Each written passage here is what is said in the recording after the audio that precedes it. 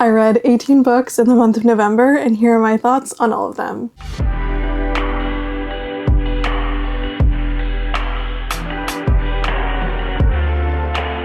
Hello everyone, welcome back to another video. Today we're here to talk about all the books that I read in November, and as you can see we have a bit of a different vibe going on in today's video. Now that the sun sets at 4 p.m, I kind of have no choice but to film during the night. So that's why I'm sitting in slightly different lighting here today, but hopefully it looks good. We're still here to talk about books, and I'll see how this looks when I'm editing the video. Maybe we'll continue with this for the next couple of months while winter is still here. But this month, as I mentioned, I read 18 books, and that was a total of 7,299 pages and 183 hours. My average page length was also a bit longer this month. Typically, it kind of falls in the 350 page range, but this month it was over 400. And looking at the books that I read this month, definitely had some lengthier novels, so that's probably why. 83% of my reads were audiobooks, and then 17% were print copies. The distribution of where I read my books from was also a bit more even this month. Typically, Libby kind of takes over, but this month it was actually Libro FM, which was super cool. Highly recommend that platform if you're an audiobook listener and you want to support your independent bookstores. And then after Libro, it was Libby and print copies kind of split evenly. And then Google Play and Kindle were also split evenly. And then on the bottom, Hoopla and Spotify were also split evenly. Okay, getting into the good stuff. The first book that I read this month was Eternal Ruin. This is the sequel to Immortal Dark, which is this dark academia YA series set in this elite boarding school. And this boarding school is a school for vampires. What's also very cool about this series is that the vampires are all Black, specifically East African and Ethiopian. This series deals a lot with Ethiopian mythology. I loved this sequel so much. I don't know if you can see my tabs. Maybe if I kind of hide behind the book, this will focus. Okay, yeah, there you go. But yeah, I loved it so much. I did like the first half reading this physical copy, and then I switched over to the audiobook because I was traveling, and I loved both so much. The audiobook also features like a full cast because you get multiple POVs in this book, which was so cool. I did make a whole separate video talking about all the specific things that I loved about this book. I'll link it in the description. It's right here on YouTube, but that video does have spoilers, so only watch it if you've read this book and you want to scream about how amazing it was with me in the comments of that video. If you want to hear some non-spoilery thoughts, all I can say is that I really just loved the sequel. It was so fantastic. It's fast-paced. The politics and the world building really drew me into this book even more than it did in Immortal Dark. The characters are actually morally gray and enemies. I love the character dynamics so much. I also didn't feel the like second book in a trilogy syndrome at all, where the second book in a trilogy becomes like super slow and you can tell it's a filler book that's just setting you up for the climax in the last book. No, this book was like action-packed from start to finish. So amazing. I highly recommend this series if you haven't picked it up already. The next book I read was an audiobook,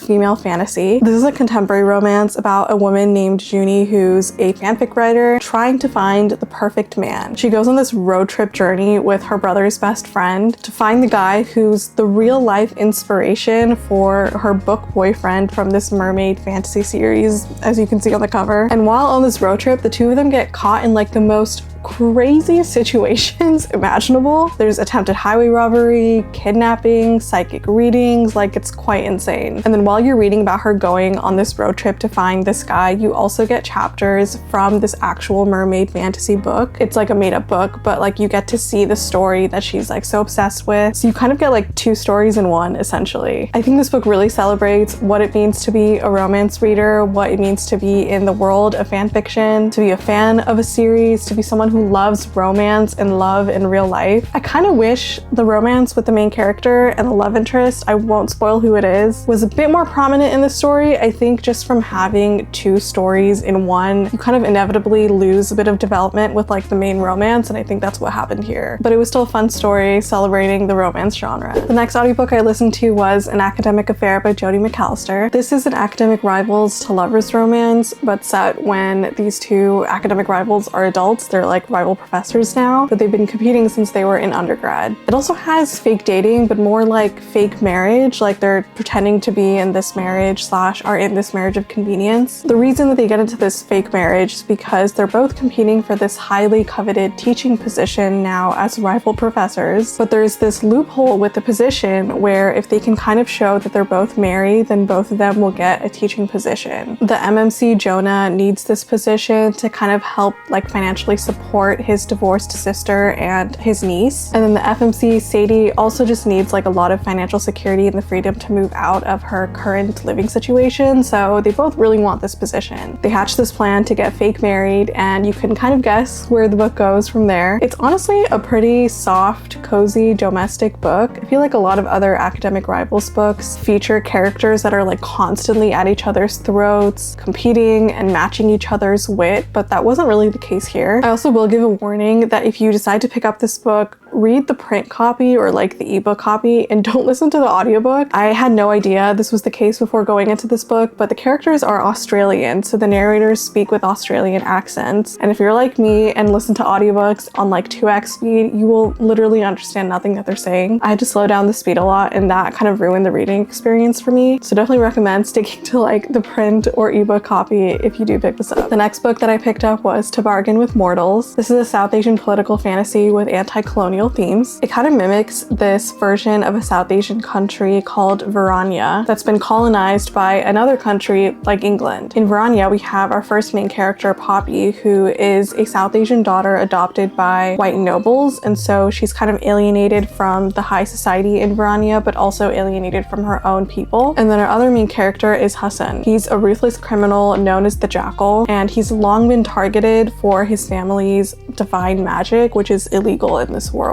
When Hassan's brother is arrested, he essentially kidnaps Poppy and holds her hostage to get his brother back. But Poppy isn't just the helpless daughter of this noble viceroy, she actually has her own political ambitions, and so she and Hassan start to work together to kind of topple this power structure that's like holding them and their people back. I think if you enjoyed other anti-colonial South Asian books that came out this year, like 10 Incarnations of Rebellion or And the Sky Bled, you'll enjoy this one. They all have very similar vibes, and I could definitely picture this book and all of those books that I just mentioned, honestly, as a movie. It was really well written and really well depicted for a debut fantasy novel. I'm excited to see what the next book is like. The next book that I read was Mate, and I feel like I don't need to explain what this book is about. I'm sure most of you have heard of it already, but if not, this is a werewolf romance novel and the interconnected standalone sequel to Bride by Ali Hazelwood. I've talked about before how I think Ali Hazelwood is such a great writer in the paranormal romance genre. You can tell she's a fan of the genre, and she really pays homage to all of the little things that we love about this genre too in her books. In Mate in particular, I loved Serena as a main character. I felt for her so much in this book and really empathized with her character arc. It gets quite emotional at times, and I definitely cried several times while reading this. The romance was also so fun. I've like barely dipped my toes into the world of a Megaverse, but I know some of like the basic things that happen, and so it was fun picking up on the Easter eggs in this book and just being like, I know what's gonna happen here. It was also nice seeing cameos from Lo, Anna, and Misery from Bride. Yeah,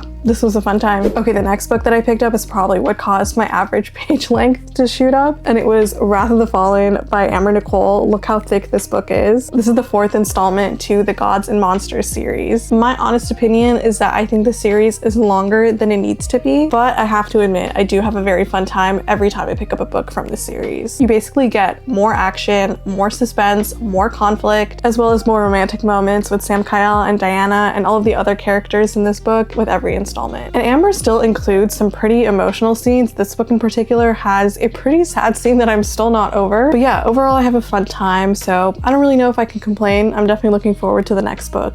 The 5th book in this series. I also listened to Heart Check, which is a YA hockey romance. This might be my first YA hockey romance. I feel like every hockey romance I've ever read has been an adult book. It follows 2 teens, Dawson and Harper. Dawson is a hockey player and Harper runs her own jewelry making business. They also both work at the same diner and will sometimes trade shifts with each other, but they also despise each other. Dawson thinks that Harper is this stuck-up goody two-shoes who like really does not care about school spirit or anything like that. And then Harper thinks that Dawson is like a typical self-centered jock. And she also personally hates the hockey team because she feels like they've been taking all of the budget from the arts department. One day, the hockey coach gets fired for like miscalculating funds and keeping it for himself. And because everyone knows that Harper despises the hockey department, they start suspecting her for reporting it. And now like the whole school believes that she got the hockey coach fired, and everyone who like loves the hockey team, including the hockey players themselves, consider her public enemy number 1. And this causes causes her and Dawson to clash even more. But the more time that they spend together at school, at the diner, for work, they both start to realize that the other person is not as bad as they initially thought. I could definitely see this as a teen movie. It captures all of the heartwarming vibes of a teen rom-com where you have like this opposite attracts romance, this ensemble cast of characters who are all friends and teachers and mentors and parents of the two main characters. And also the story focuses a lot on like what's the most important thing in a teenager's life at that moment, which is like prom, school spirit, sports, hockey in this case, finding yourself in your interests, college, etc. It was cute. I liked it. The next audiobook I listened to was actually an anthology of short stories called Ladies in Waiting. This is basically a collection of short stories that follows different side characters from Jane Austen's novels. My favorites were Sarah McLean's short story. It follows Miss Bates from Emma, who spends like a couple of months with this guy when they were young, but the guy ends up having to leave the country, and then she also has to like focus on getting married to like a good person, not like an adventurer who's going off sailing across the seas and stuff. And so they don't see each other for like another 20 or maybe even longer years. And then we kind of skip forward those like 20 something years and we see that Miss Bates is still unmarried and she's kind of taking care of her mother as like a 40 something year old woman. And then this guy who she spent like a couple of months with so many years ago comes back into her life determined to be with her. So that was really cute. We also had Nikki Payne's story, which follows Caroline Bingley from Pride and Prejudice. That one is like a Wild West adventure set in Colorado. That was kind of funny. Diana Quincy's story I also really liked. That one was super sweet. It follows Lydia from Pride and Prejudice. After Wickham dies, she's a widow and she's just kind of like figuring out her life. She feels like love is like no longer in the cards for her until this priest comes and professes his love for her, and she's basically just trying to fight to get remarried in a time where that wasn't really respected, but that was very sweet. And in both Nikki Payne's and Diana Quincy's short story, Darcy and Lizzie are kind of seen as like the antagonists of the book because it's from a different character's perspective. So that was pretty interesting. The audiobook also features different narrators for each short story, which I thought was really cool. Another audiobook that I listened to this month was Bound, which was again another paranormal romance story from Allie Hazelwood, except this one is audio only, I believe. I actually didn't know that this was a paranormal romance book going into it. I fully thought it was just like a contemporary romance novel following two art historians. And so it was honestly a fun surprise when the paranormal romance aspect of the story came into play, and I was like, oh wait, this got so much more fun. I think this might be one of my favorite of Allie's novellas. You honestly get like a full story packed in here with so much conflict and tension and romance and character development and like backstory into this world and how the magic works. Lots of action for just a novella, and the narration was also really well done. I also listened to the audiobook of The Marriage Narrative by Claire Kahn because I saw Claire last month at Love and Tech Book Fest. This was so cute. It's a marriage of convenience romance between two characters. One is Zinnia, who's this ambitious, successful businesswoman. She ends up turning her dating profile into this marriage proposal to find the right guy to get married to. One of her applicants is Jordan, who literally checks off every box on her list, except she doesn't realize that Jordan comes from this famous reality TV show family. He's finally agreed to join the new season after staying away from the cameras pretty much all of his life, but the caveat is that his family wants him to get married to his ex, who's an actress, to help boost the TV show's viewership, because I think it would be like a good plot line. But Jordan doesn't want anything to do with his ex, and he feels like Zinnia is the perfect woman to get married to instead. So they enter this mutually beneficial agreement, and Jordan gets to help his family's TV show on his own terms. First of all, I loved Zinnia so much as a character. Her inner monologue was so funny. I was cracking up at the way Marcella Cox, the audiobook narrator, was like reading out her inner thoughts. She's so practical when it comes to love and marriage, and I feel like a lot of the opinions that she held about marriage really resonated with things that I felt too. And although I don't think Zinnia is ace in this book, pretty much all of Claire's characters in her previous romances are ace, and I feel like a lot of those thoughts and like ways you navigate things like love and marriage as an ace person were also included in this book naturally. I love how Zinnia stood up for herself, especially when she's kind of thrown into this wild reality TV show family. Jordan, of course, is there to protect her like every step of the way. He really does not play about her, which I loved. And he was just so soft with her. Like you could tell from reading his POVs that he was yearning for her from day one, but he really just respected her boundaries and the pace that she wanted to keep this fake marriage at. So he like held back until she was ready to like move things along in their relationship, which I thought was very cute. I feel like this is Claire Kahn's most romantic book yet. It is so sweet, so tender, so wholesome. I cannot recommend it enough. Another hefty book that I picked up this month was The Inadequate Heir. This book looks very unsuspecting as a paperback, but it's actually actually over 600 pages. Yeah, like 670 pages. That's kind of crazy. This is the third book in the Bridge Kingdom series. I read the first two books years ago, like when I first joined BookTok. I think back then the Bridge Kingdom was still an indie book. It wasn't picked up by Penguin Random House yet. I've been meaning to continue the series for so long because I did really enjoy the Bridge Kingdom and the Traitor Queen, but the audiobooks for these series are all Audible exclusives, and I don't have an Audible subscription, and the individual prices for these books are like $30, and I frankly do not have that much money to spend on this entire series. So it's taking me a minute to save up for this book. This specific installment follows Zara and Karis. Karis is Lara's brother from the Bridge Kingdom. Zara is the heir to the Valcata Empire, which is the enemy kingdom of Meridrina. There's a forbidden romance between Zara and Karis and lots of politics and action. There were some instances that made me be like, okay, I can definitely tell this book was written by a white woman, especially when it came to representing Zara as a woman of color. But otherwise, this was a solid fantasy read. I'll probably continue with the series to finish off the story. I think there's like 3 books left, but again, because I don't have Audible, it will probably take me a minute. Maybe I'll just stick with the ebook, I don't know. The next fantasy that I picked up this month was Deathbringer by Sonia Tagliareni. This is the first book in a dark academia fantasy series set at this Institute for Magic. Our main character is Viola. She's a death mage who has the ability to talk to ghosts, specifically like right when a person dies. She can hear like this last thought that they have, and they call people like her whisperers. However, she doesn't want to attend this university for magical people because she hates her magical abilities, and so her sister Olivia goes in her place, and Olivia has no magic, so she kind of just like pretends to be someone who has these abilities, and Viola stays back in their home. One day, however, Olivia dies on the Institute's ground, and Viola is so shaken by what happened and is determined to figure out what actually caused Olivia to die because she doesn't believe that her sister would end her life. So she's essentially forced to enroll at the university and figure out what happened to her sister. There, she meets a trio of siblings who come from the House of Poison, so they're all poison mages, and one of them includes a boy named Silas. They all start working together to find out what happened to Olivia because Silas and his family also starts getting connected to a series of murders where a bunch of mages are mysteriously dying one by one. This was a really strong debut, and the story was super interesting. I feel like the first third of the book especially like sucked me in right away. I think the plot got a little slow after that, but I really like the characters in this book, so that really kept me going. The magic is probably my favorite part of this story. I think it was super interesting seeing how the death magic and the poison magic worked, and I'm very curious to see where the plot goes for the next 2 books. Another audiobook that I picked up was Huntsman by Naima Simone. This is a dark mafia series where each book is inspired by a fairy tale. So for Huntsman, it's inspired by Snow White and the Huntsman, but it takes place in a contemporary setting with these black crime families, which is super interesting. The Huntsman character specifically refers to Malachi, or MMC. He's this hitman, and he's sent to kill Eshi, who is our FMC. She's the daughter of this mafia queen, but her mother passed away when she was really young, and now her aunt has kind of stepped in to take over the role. When Eshi discovers that she has this hit on her, she kind of retaliates against Malachi, and the two kind of start having this back and forth thing going on between them where they start attacking each other, but then also start doing some other things too. Both of these characters are so toxic, but it was so fun just like seeing them try to get back at each other. They're also truly the definition of matching each other's freak. Definitely a wild and spicy book. The audiobook narration also matched the vibes of this book as well. I'm definitely excited for the next one in the series. Another audiobook I listened to this month was The Temporary Wife by Katharina Mora. This is the second book in the Windsor series, which is basically this like billionaire romance soap opera series. From what I can tell from reading some of the other books that takes place in this universe, there is so much drama between all of these characters, but the stories are truly so addictive. It's like binging a TV show. The first book, The Wrong Bride, I enjoyed, but I felt like the story was really repetitive. This book, however, The Temporary Wife, I loved. I ate it up so quickly. And these are all interconnected standalones following different couples. It basically follows this family, the Windsors, and all the siblings in each book get paired off with like some other person in some sort of an arranged marriage or marriage of convenience in order to claim their inheritance. Something Katharina Mora is really great at writing is a jealousy scene, and there are so many of them in this book and this series overall, trust me. I want to read the next one so badly, but again, it's an Audible exclusive, so I might have to wait to get it. Maybe I'll also do the ebook for this one because it's truly, again, like so addictive. The next YA I picked up was The Cuffing Game by Lila Lee. In this book, we have our FMC, who's this producer and director of a student reality dating show. It's held on campus, kind of like the college version of Love Island, and one of the contestants on the show is this very popular frat boy who she has a crush on. on. But the romance of this book is inspired by Pride and Prejudice, and so there's a moment in the beginning of the book where she overhears the MMC saying something kind of rude, and ever since then she holds this prejudice against him and doesn't like him for the remainder of the book. And yes, there was also a hand flex scene. I love how this book celebrates all kinds of romances, simple crushes, platonic love, queer love, everything. It is so wholesome and heartwarming. And of course, if you're a reality TV fan, you'll really enjoy it. I think the only issue I had with the audiobook is that it's a single narrator, but the book is dual POV. And so I kind of wish there were two narrators for the audiobook, but otherwise I had a fun time. An audiobook I listened to this month to kind of set me in the mood for the holidays was Holly by Adeline Grace. This is a Christmas novella from the world of Belladonna. It's honestly like a big epilogue for all of the characters in this series. We have chapters from Signa, Death, Blythe, and Fate. You get to see what they're all up to after the events of Wisteria. Essentially, they're trying to have this like big, happy, festive Christmas celebration, but a bunch of spirits are haunting the house that they live in. So they have to solve this little mystery of like how the spirits got there, how they can send them on their way, and also celebrate Christmas. Also, some of the romance scenes in this book had me blushing so hard. I don't remember this book being so like upper YA. I feel like the romance in the first three books were pretty tame, but the romance and the scenes here, oh my gosh, I was blushing. I was like, this is definitely not YA. But if you're a fan of Belladonna, Foxglove, and Wisteria, you should definitely read Holly. Yet another romance that I picked up this month was Sparks Fly. This is a contemporary romance about a girl who is determined to lose her virginity. She ends up going to this adult club out of her element to find a stranger to just get it over with. And she ends up running into this stranger and they have this nice moment. And then the next day when she shows up at work, she finds out that that stranger from the club is the owner of this AI technology that's threatening to take her job. The premise of this book was super interesting because I work in corporate and I see every single day how AI is kind of like crawling into every space in corporate America. So that part of the story was super relatable, and I was really intrigued to see how the author would resolve this conflict of the love interest being this owner of like AI technology. It was also really funny to me because the company that the FMC works at in this book, you could tell it was completely modeled after BuzzFeed. She works as like a content writer for pop culture, but she specifically creates quizzes that people can like complete and share and like laugh about with their friends. And that's specifically what BuzzFeed was known for. Also, like the way that the office is set up, like the physical descriptions of the building. It talks about how they have like yellow stickers on all their laptops. Like, as someone who was a diehard BuzzFeed fan from like 2015 to 2019, I immediately clocked it and was like, this is literally BuzzFeed. So that was kind of funny. Anyway, yeah, this was cute. The romance was very sweet and wholesome. It's also buy for buy, which I enjoyed. The last book that I picked up this month was Holiday Ever After by Hannah Grace. This is your typical Hallmark Christmas story where the FMC works for this gigantic, potentially evil corporation that makes toys. She's from New York City. She lives this glamorous city girl life, and she's also the daughter of the owner of this company. One day the company goes under fire because they accidentally stole the design of this popular toy doll from this independent business located in this small town somewhere in the Northeast. So she kind of tries to do damage control and goes to visit this small town to figure out what happened and basically repair any harm that the company caused to the small business. While she's in this small town, she kind of discovers the charm of the people, the place, and of course she falls in love with the rival business owner who created the toy doll as well. And along the way, she discovers the true meaning of Christmas. I'm kidding.